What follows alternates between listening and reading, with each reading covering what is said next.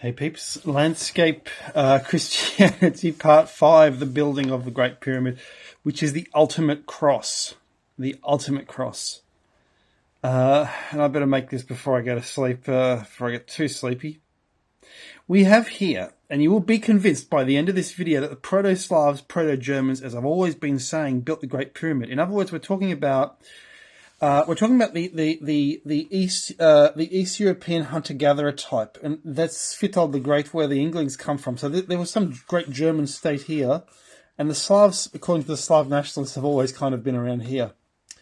And they were combining, mixing, and then some of them, for some reason, whether it's the Black Sea flood or whatever, 5000 BC, went into Egypt, other ones went that way, other ones maybe went into China, founded China, etc. And they're associated with the Odeon religion, which is important. So we can expect some Odeonism going into Egypt as Aten. And we'll look at that later on. Ud is also similar to... This is the proto-Buddhism religion that I'm always talking about, Odi, Buddhi. So let's get into it. The cross. If there's a crisis, it's time for the cross. But gross means the great. So this is a word referring to the fact that the lee lines are absolutely enormous, and crossing, they're the greatest thing there is. They're the great one. And so you'd expect the Great Pyramid also to... It's called great in modern times, but it's also a cross in ancient times. Grass. We've shown that Khufu is the word, Germanic word give, possibly. Or I don't know for sure, but I think this, which is a cove, which is a governor, government, but also covenant. Covenant means what is given. It's just another word for give. I've given you a promise, a covenant. I've given you a giving, a promise to the special people. So in other words, Khufu is a kind of government, and there's something inside the Khufu pyramid that looks like the Ark of the Covenant, as we know, the box in the so-called king's chamber is the giver. This is something that was given. I have given this. I'm the giver. I have given the Great Pyramid to the people. Look at me. There's a crossover between the word great and the word give when you switch from Slav to Germanic, because the word give in Slav, guvni, is actually great. But it also swaps around in English, because a gratitude or a grace is also a giving, a gift. So it swaps over in both languages.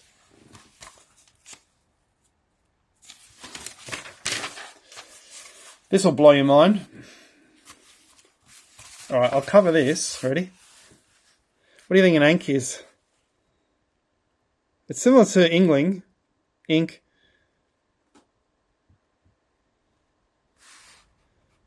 It's the hanged man. It's a man hanging. It's an ang. It's a hang. An ankh is a hang. Hang. It says it. He's hanging on the cross. So we suddenly have the Germanic mythology of Odin hanging on the world tree, etc., etc. And the ankh is from the early dynastic. It's from the earliest of times, which is what we'd expect, because we're expecting these to be the founders of Egyptian civilization, these European bigger hunter-gatherers from here, not the shorter European farmers down there, which were smaller people, but the ones, the hunter-gatherers proper living in here. Some of them went into Egypt, they encountered farmers, they started a different civilization. Their druids combined their knowledge of the planetary dimensions with the Egyptian pyramid, building the Egyptian pyramid, incorporating those dimensions that druids always talked about.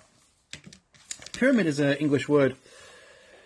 Pira, the rooted berg as well, mountain, but apart from that, it's used in English. It's barrow, pira, barrow, or pyre, pile,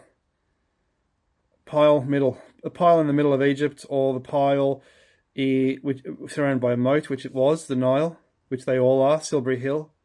Even in Asia, the pyramids are surrounded by water. Or mit is mother, the mother mound, the mother barrow.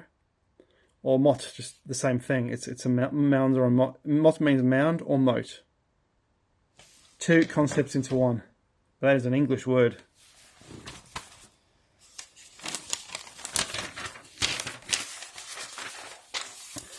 The dimensions of the Earth are the Great Pyramid. That is exactly what Kaiser said Druids specialised in, the dimensions of the Earth. Long shots. Snefru. Could it be Saint Ra, or could it be Saint Pharaoh? This is European, Pharaoh Latin, the bringer. What did he bring?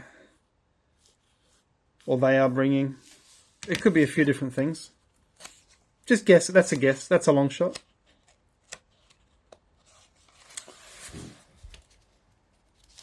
Let's see. Let's try and see if I can manage to turn a page. Oh, I'm a genius. Nah. So how? So we know that there was some kind of flooding of the Black Sea. So it basically went from a smaller sea like that to that in 5000 BC or 6000, 7000 BC. And all this land here was lost, according to some scientists. Not every. They don't agree on. Scientists don't agree on big, grand ideas that certain scientists have. Only a few talk about this. It enlarged the Black Sea, and it turned it from a freshwater lake apparently into like a saltwater. So it ruined a lot of things, and it may have forced the people of Svitol the Great, so, as you see, north. And that they founded Novo Svitol, which is Scandinavia. And from there, into England. Some from there, and then some from Saxland into England. So, that's how. But as obviously they don't have to go in that direction. Some of them could have gone that way. As we're kind of showing. And they seem to be mixing lots of Egypt is full of both Slav words, Slav gods, and German words, German gods. Because they're kind of right next to each other in Europe. They may have gone south together, or one at a time. And founding this pyramid religion there. And you'll say, that's no good, Charles. I want the indigenous Egyptians to have built pyramids. You can't. You can't argue that. Because pyramids are worldwide. How is an indigenous people in Egypt going to build worldwide pyramids? Just think about it. These are worldwide travelers, all right? These are people who are able to travel a long distance, all right? So this is why archaeology is actually quite wrong in many ways. I'll just put that lid back on. Let's continue. So it's like a proto-English, proto-Slav mixture that we see in ancient Egyptian words. Rabbi, teacher, referring to the rising sun, Ra. That's where you get Ra from. Ra doesn't seem to mean much in Egyptian. We know it means the rising. This is the clue that it's not the original language. If the explanation doesn't seem to mean anything, they give an explanation, and then you're not satisfied because you don't know what the explanation is saying. You see?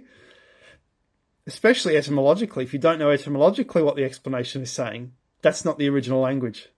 And you see that everywhere with Buddhism, where they take a Buddhist, or they take an Indian concept, I'm just pointing at a Buddhist or an Indian concept, and then they apply all this philosophy crap. And you read this on Wikipedia and you think, I am none the wiser. And the reason you're none the wiser is that a BS artist has written that a long time ago. So, for example, and this is, I might be right, I might be wrong. Ra is morning because the sun rising Ra. And in Indian we have prana, which is this kind of weird chi energy. It's a vital animating energy, but I don't think they seem to know what it is based on their explanation. Like, what is prana? Well, explain it. Okay, it's an energy, but what energy?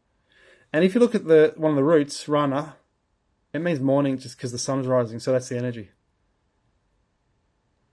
So an earlier derivation may give you the word and the explanation as well. And you don't need the philosophy. So Rise encodes Issa, the Issa religion, the Issa guy, the East. Jesus is named after the East. But because of that R, it makes one of the top Slav gods, Rod, an English word as well. So I wonder, was a rod, was it actually a pagan cross? Did it cross over at one time, sticking out of the ground? A rod sticking out of the ground. And that's a very big word in the Slav language. It means the ancestors, the family, rodzina, etc., etc., etc. That word is used a lot. The English spin it around. Instead of rod, it's origin. If that is the same, it's not necessarily that way. I guess Russia is the land of Ra, the rising, because it's in the east, rising sun. Osiris is named after Aesir, which is the heads of the Germanic pantheon, which is all the Germanic gods. Aesir. Thoth is a thought. The word is literally taught or death or thought, either one of them, and he taught mankind. So the mythology matches the Germanic etymology. So Inglings and Slavs were already in Egypt in 6000 BC. What's the proof? Okay. The archaeologists claim to be the science, but they rejected the science in 1904. When they rejected the dawn of astronomy, a study of temple worship and mythology of the ancient Egyptians by astronomer Norman Lockyer. And he basically deduced, based on the old foundations of temples, etc., what the temples originally were looking at. And he showed how the foundation shifted to look at different things over time. He correlated this over Egypt with lots of temples, and therefore he discovered new migrations of peoples into Egypt. Not only that, he wrote down the dates of these migrations into Egypt, based on the timing of the alignment of the temples with astronomical alignments. And archaeologists said, this doesn't fit what we know, so we reject it. In other words, the science doesn't fit the dogma. But this is the science. You want the science? This is the science. 6400 BC. A swarm from the south, bringing Osiris Thoth Khonsu Khnemu, find a population already worshipping Ra and Atmo. That could be that's Atum, or Aten, or Odin. So they've got the rising and the Odin worshippers, and then you have the Aesirs, the Thoths, and the others arriving, already in 6400 BC. And you have that divine dynasty of Osiris. That means the dynasty of the Aesirs, the gods. And then new peoples arrive in 5400 from the northeast. They bring the worship of Anu. So that's Janus, what we've been talking about. So Janus worshippers arrive in 5400. This is slight confirmation of our theory that Göbekli Tepe is Janus's or Thor's.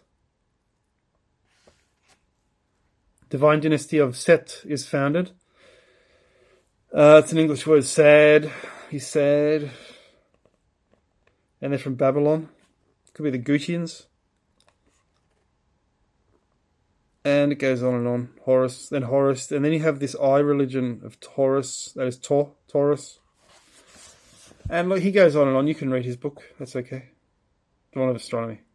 Brilliant book. And then it's quite a long time before we actually get 3,500. And this stuff doesn't match archaeology, because the archaeologists are only finding Stone Age stuff from this era, but he's finding the temple was aligned to these particular things, showing these particular worshippers of these particular gods. He knows what stars these worshippers worshipped of which gods by comparing the names of the temples to the stellar alignments and where the stellar alignments were, and the date that the original temple must have been founded. So they're already there a long time ago.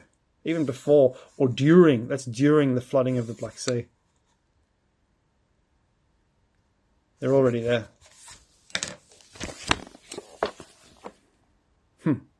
Ra worshippers. Rising Issa worshippers. Yep. So I noticed with Wadjet, let's just look at that, and I think that's the eye of Horus, right? Wadjet. Oh, it's a Polish word, oczy. It just means eyes. And so this is an I in Egyptian. Ochi, ochi, uchi, uchit, uchit.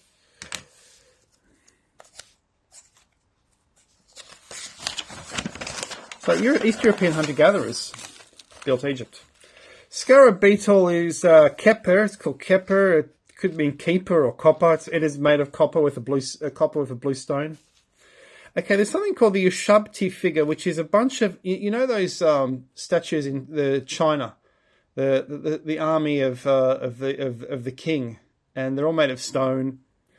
Well, usher is an English word for servant. So Ushabti, they're called Ushabti in Egyptian, Ushabti figures. And they think they're servants for the pharaoh for the afterlife. They're just little figurines that they'd throw in the tomb. Usher, they're servants.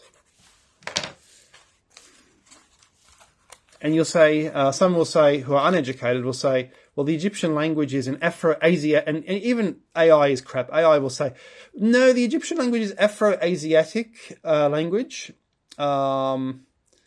And European is Indo-European. Two different branches, case closed. Well, there's such a thing called loan words.